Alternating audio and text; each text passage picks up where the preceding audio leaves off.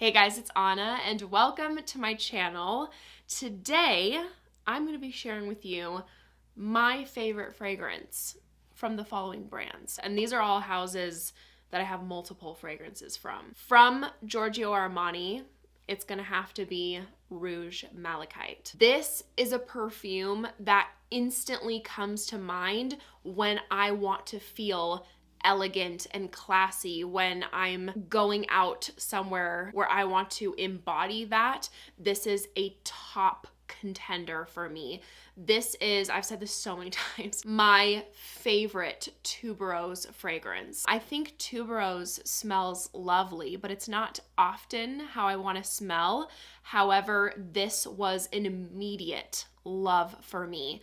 At the time that I smelled this was like one of the first more luxury fragrances that I had experienced, and I was just blown away by it. Like I felt like an elven queen, my best self, like a very elevated, classy, sophisticated woman, more than I am, but it made me feel that way. And I thought it was just absolutely breathtaking, and it still has that same effect on me. This is tuberose done to perfection in my opinion, because it's balanced so beautifully with these warm ambery resinous notes. We literally have amber and then a benzoin note, and that smoothness is also coming in from the cashmerean, and I love the pink pepper and sage in here. I think it just helps balance it out, provides that aromatic beginning and this fresh earthy bit. But for those of you who aren't a fan of those notes, that is in the opening, and as this sits on your skin, it just becomes warmer, more creamy, stunning blend of warm florals. And I get all day wear out of this with a stronger projection. Then from the house of Sillage, Hufflepuff. I do have to be in the mood for something sweet when I go for this, but it really is a fun perfume and very yummy. Simply put, this smells like sugared vanilla, lemon, and coconut. It smells like a vanilla cupcake with coconut flakes throughout, and then a light whipped lemon vanilla frosting. This is for girls who love their gourmands. They want to smell edible, and although it is very sweet, it does also have this light, airy feel to it. I'm definitely get like a powdered sugar kind of effect, and the lemon helps to bring in a bit of a fresh tone. Makes this a gourmand that works in the spring weather. This is a compliment getter too. It's not difficult to understand, just smells good. And I get about 5-6 hours from this with a moderate projection. From Nihilo, Ani. It's giving rich girl fall, or guy, perfectly unisex. This is a standout when it comes to the ambery vanilla spicy category. And this is a powerhouse. It really makes a statement, and I feel like I have my shit together when I wear this, you know? It also feels a little bossy, I'm not gonna lie. Very confident. I feel like this is what the big boss wears, you know? It's a deep resinous vanilla mainly, with a base of patchouli and wood and a prominent spicy quality. I just love the ginger and cardamom. You're getting some bergamot in the opening, as well as some green notes. For some people, the green notes and the ginger will throw them off a bit, so make sure you sample it first. Give it the full wear experience, because it changes a bit.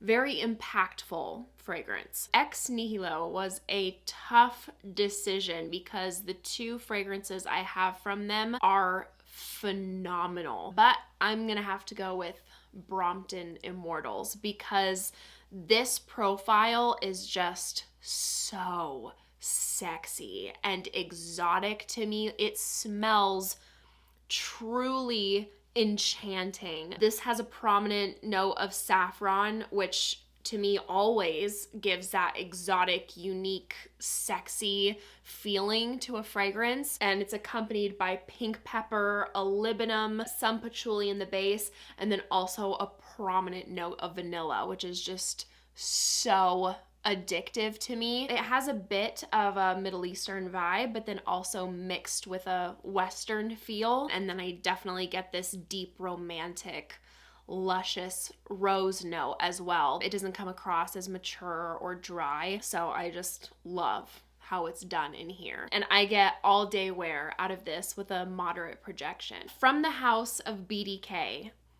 I'm gonna have to go with their new one, Vanille Leather. I am truly in a complete love affair with all the powdery vibes. It has this makeup-like quality to it because of the violet. I've seen other people mention this, but this should have been called like violet vanilla or something, because that's definitely more prominent to my nose than the leather note. This is a very clean, soft leather, comes off like more suede or a white leather, if you will. Do not let that scare you or deter you from trying this. You get this buttery, cocooning orris, has a touch of wood in the base, a bit of a resinous feel from benzoin. So we have that grounding it, but at the forefront, this is vanilla with violet and a beautiful mix of white florals. This is such a fun perfume for me to wear because I feel like throughout the whole day that I'm wearing this,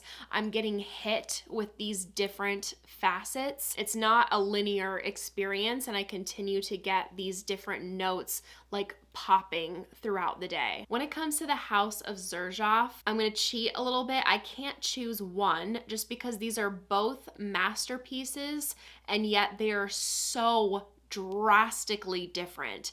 So for myself and my own personal taste, my favorite is Dama Bianca, but I can't forget Naxos just because I don't personally wear it. This is a part of my boyfriend's collection because this is, wow, like show-stopping. A bit too masculine for my own taste, but it's absolutely one of my favorites from the brand. I know there are still plenty of women who love this. Ladies, if you have any layering recommendations with this one, please tell me. This is so unbelievably sexy to me. The opening is very aromatic. You're hit with that fresh lavender note. But after several minutes go by, the way this starts to warm up, like that middle and dry down is absolute gold. Such a refined, attractive tobacco. It's warm and spiced from the cinnamon, and then it has these really smooth, rich, sweet notes, honey, tonka bean, vanilla, but this never goes like too sweet or sugary sweet, but makes it perfect for colder days. If you want that wow factor kind of fragrance, you want to leave an impression on people, I cannot recommend this enough, and performs like a beast. It is so strong projection, lasts all day. And as I mentioned previously, Dama Bianca is like the polar opposite end of that spectrum.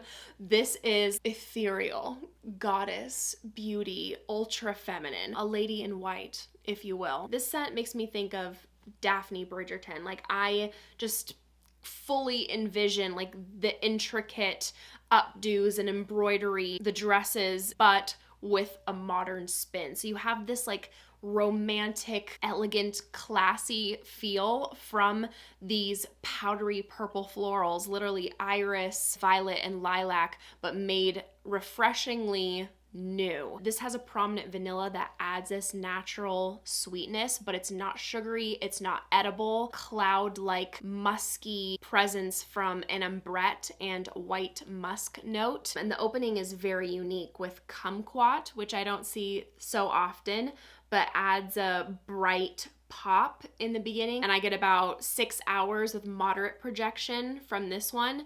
So as you can see, I had to include both of them because they're equally phenomenal, but just completely different scent profiles. For Byredo, I have 3. My number 1 spot was between Bal d'Afrique and G Water, but I have to say my number 1 is Bal d'Afrique, just because it's such a unique citrus in my collection. And first of all, I generally don't even gravitate towards citrus. So when I find a citrus perfume that I love, like, it's quite special. And I have a lot of fragrances that are in like the overall G Water family, that profile, which obviously I adore. I have so many, but because of that perfume's success, you see that profile more often. So Bal d'Afrique, so chic and cool. Like, it perfectly fits the whole clean girl aesthetic. I get mainly citrus with an amazing vetiver in the base, which provides this dry, woody feel. Such a clean scent, and it has this, to me, very addictive, slightly sweet fruitiness like in the background. So bright, chic citrus, dry, woody undertone with just like something enticing and just like a bit naturally sweet in the background. I've talked about this at length, so I'll just leave it at that. And I get about 6 hours with a moderate projection from this, which I'm happy. I am happy about that. Pretty dang good for citrus, if you ask me. So that wraps it up for today. Thank you guys so much for watching. If you enjoyed, make sure to give this video a big thumbs up and make sure to subscribe down below if you haven't already. If you want to see me in any more videos, I'd appreciate it very, very much. And I hope you have a great day, and I hope to see you in my next video. Bye.